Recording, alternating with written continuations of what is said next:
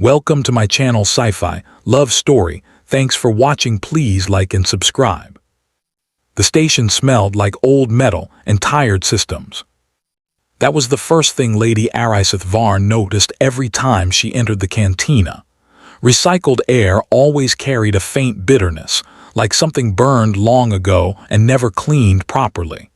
The Meridian Fringe station prided itself on efficiency, not comfort. It was a place built to move goods, not people. Ariseth had learned that lesson well. She sat at the same table she always did, tucked into a corner where one of the stabilizers was damaged. If someone leaned too hard on the left side, the table wobbled. No one ever did. No one else ever sat there. She preferred it that way, or at least she told herself she did. The surface of the table was scratched with markings from years of bored travelers. Some were trade symbols. Some were crude jokes. Others were fragments of alien languages she only half remembered from her education. She traced one symbol absently with a finger, wondering, not for the first time, if it meant hope or warning. Around her the cantina slowly filled. Dock workers arrived first, their clothes still carrying dust from asteroid cargo bays. Traders followed, speaking softly while checking data slates. A group of security personnel took a table near the center, laughing loudly about something she could not hear clearly. The sound flowed around her like water around a stone. People did not stare at Ariseth. They did something worse. They did not look at her at all. She had learned to recognize the pattern within the first week. Eyes slid away at the last moment. Paths adjusted by half a step. Conversations shifted just enough to exclude her space. It was deliberate, practiced, and polite. In her culture, this was called protective distancing. To humans, it would have looked like cruelty. To her people, it was survival. Ariseth had once belonged to one of the most respected houses in the aligned systems. House Varn had shaped policy, negotiated treaties, and advised councils for generations. Their word had carried weight. Until her father had made one mistake. He had supported the wrong coalition during a resource dispute. No laws were broken. No violence followed. But when the balance of power shifted, House Varn found itself standing alone. Disgrace did not arrive loudly. It came quietly, like a door closing somewhere far away. Within weeks, allies stopped answering messages. Invitations vanished. Associations became liabilities. In her culture, reputation was not individual. It was shared, connected, contagious. And so was failure. Ariseth had been sent to Meridian Fringe Station, because it was far enough away that no one important would notice her absence, and close enough that she could still be useful if needed later. 6 months later, no one had come. The bartender, a human woman with metal joints visible at her wrists, approached Ariseth's table without meeting her eyes. She set down a glass of pale blue liquid and returned to the bar without a word.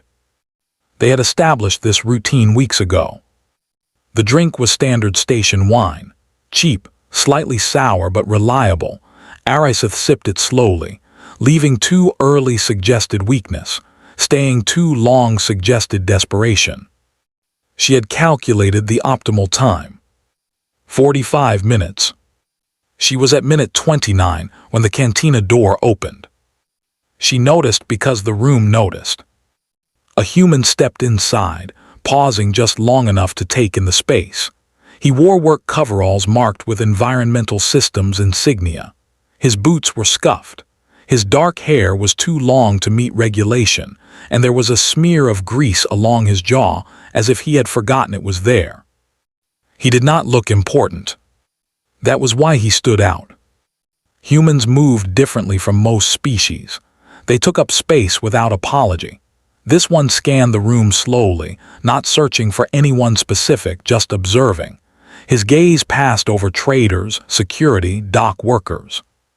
Then it reached her. And stopped.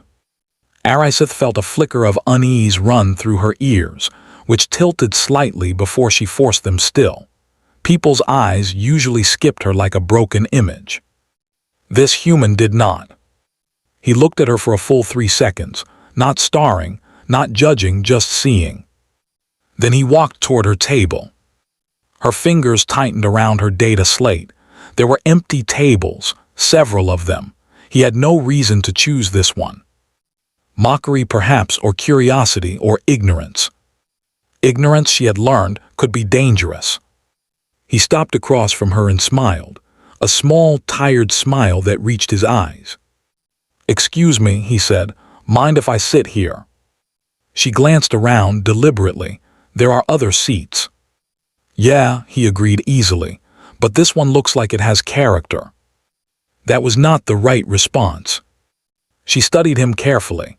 Humans were harder to read than most species, but this one showed no signs of amusement or cruelty, just fatigue and something else. Interest, perhaps. "If you sit," she said, "people will notice." "They already did," he replied, pulling out the chair. He sat. The cantina shifted. It was subtle, but Ariseth felt it. Conversations hesitated. A trader glanced over and then quickly looked away. One of the security officers frowned. The human set a small toolkit by his feet and leaned back in the chair. "Jonah Reed," he said, "Environmental Systems." She hesitated. "Ariseth." He raised an eyebrow slightly. "Just Ariseth." "Yes." "Fair enough." He gestured vaguely. "I'm new, 3rd day on station.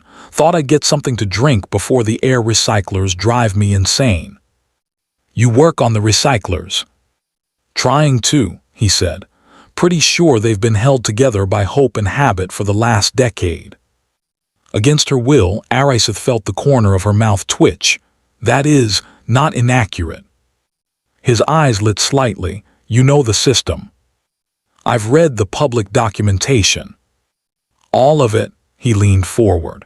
"Because there's a section in the Kixian notation that looks like poetry pretending to be math." "That is exactly what it is." Jonah laughed, not loudly, just a quiet sound of genuine surprise. "I knew it." They talked. At first, Ariseth expected the conversation to falter.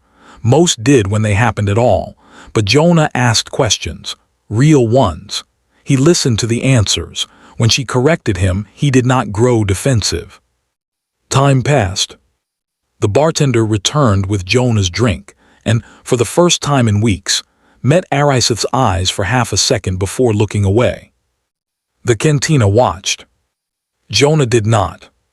He talked about getting lost in maintenance corridors, about gravity fluctuations in Section 7, about how the station administrator sent memos longer than the actual problems. Ariseth found herself responding without thinking, explaining why the gravity field oscillated, why the acoustics in the northwest corner echoed strangely, why the recycler flow was inefficient. "You should be on the systems team," Jonah said at one point. "I am not," she replied flatly. "Why not?"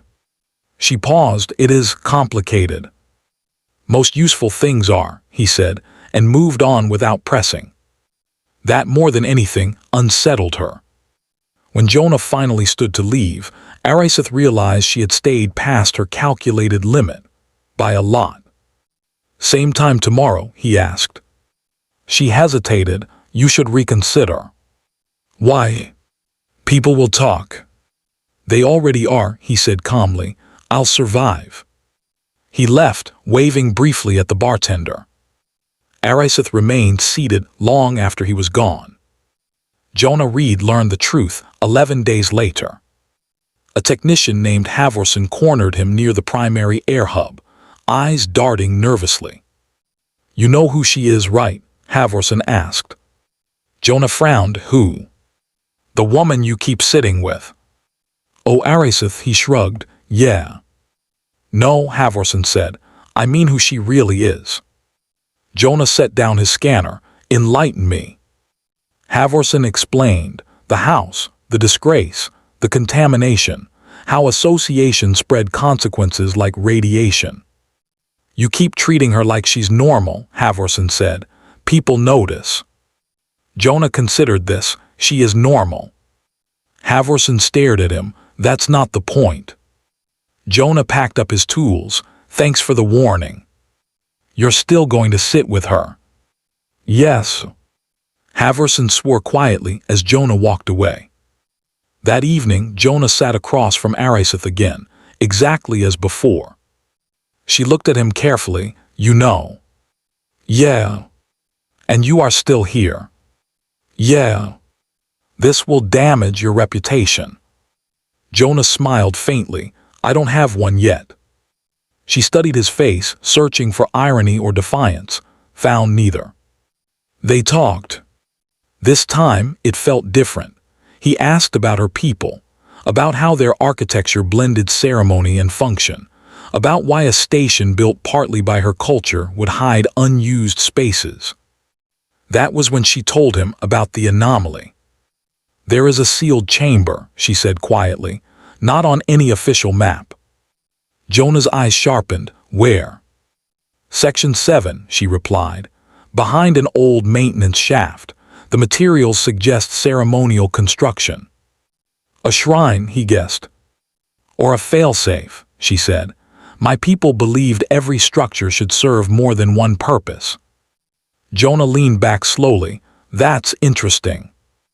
It is also dangerous, she warned.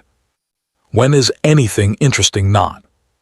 They exchanged a look, and for the first time since her exile began, Ariseth felt something unfamiliar settle in her chest.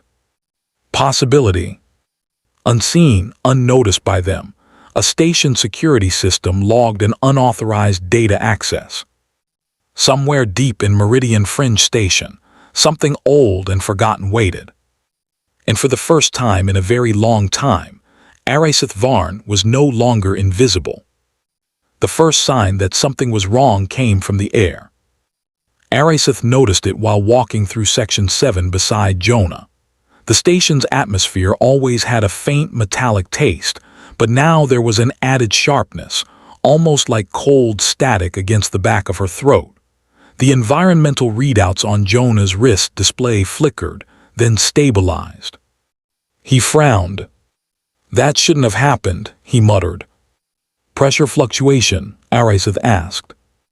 Not exactly. Composition variance, small but deliberate. He slowed his pace. Someone been touching things they shouldn't. They stopped near the maintenance shaft she had mentioned before. The corridor here was older than most of the station, its panels marked by layers of repairs from different species, different eras. This section had been built during the station's earliest expansion, when multiple civilizations had worked together without fully understanding one another. Mistakes had been buried instead of removed. Jonah knelt and pulled open a false access panel.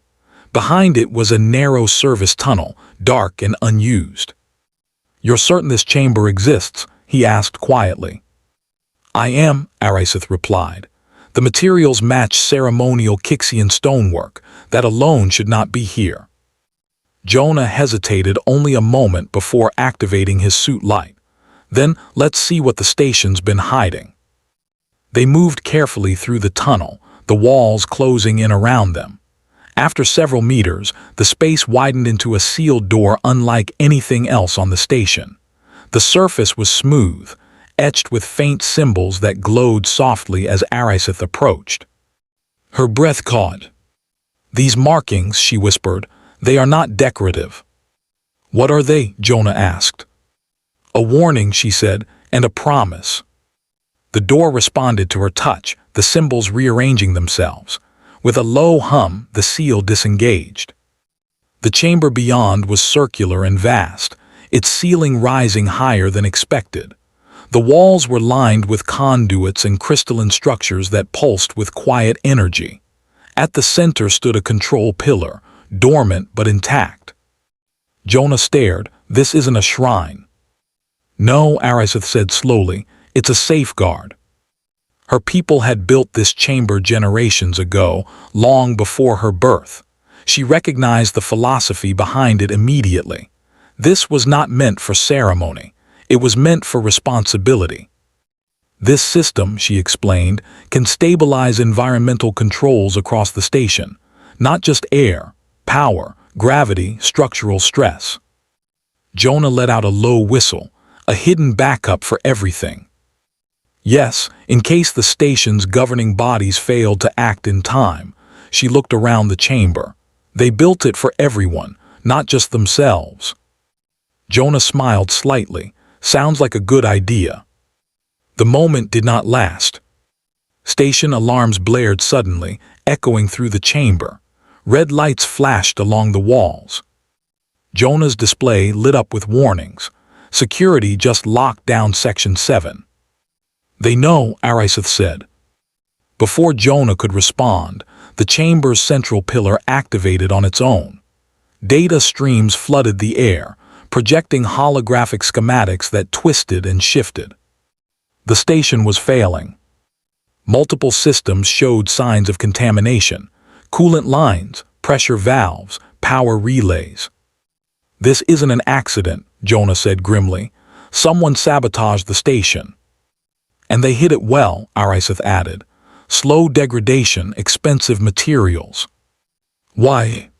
She did not answer immediately. She already knew. To create a crisis, to force intervention, to remind everyone who held power. The alarms cut off abruptly. A security channel opened. Jonah Reed, a voice said, you are ordered to exit your current location immediately. Jonah activated his communicator. This area contains critical infrastructure. Your presence is unauthorized. Ariseth stepped forward, then authorize it.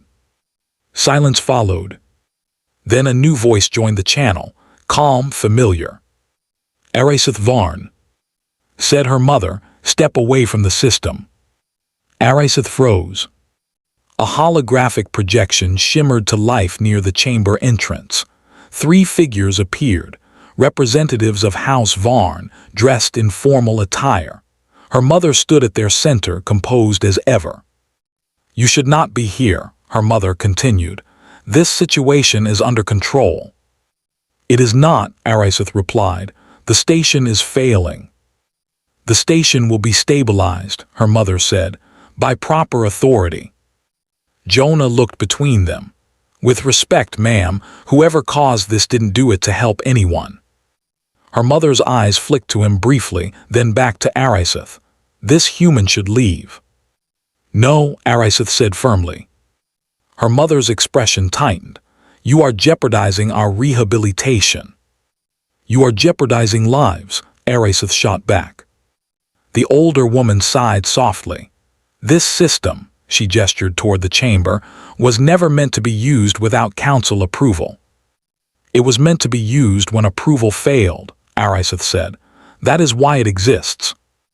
Jonah stepped closer to the control pillar. If we don't activate it, the station's environmental balance will collapse within hours. That is an exaggeration, one of the delegates said. Jonah turned to him. It's not. I fix broken systems for a living. Security footsteps echoed faintly from the corridor beyond. Her mother's voice hardened. Ariseth, step away now. Ariseth looked at Jonah, then at the chamber, then at the people who had abandoned her the moment she became inconvenient. She thought of the cantina, the empty chair, the way Jonah had sat down anyway. No, she said. Her mother stared at her in disbelief. You would defy your house. I am choosing responsibility over reputation, Ariseth replied. Something we forgot how to do. She placed her hand on the control pillar. The system responded instantly. Energy surged through the chamber, flowing outward into the station's core. Holographic displays stabilized. Warnings shifted to green. Across Meridian Fringe Station, systems corrected themselves.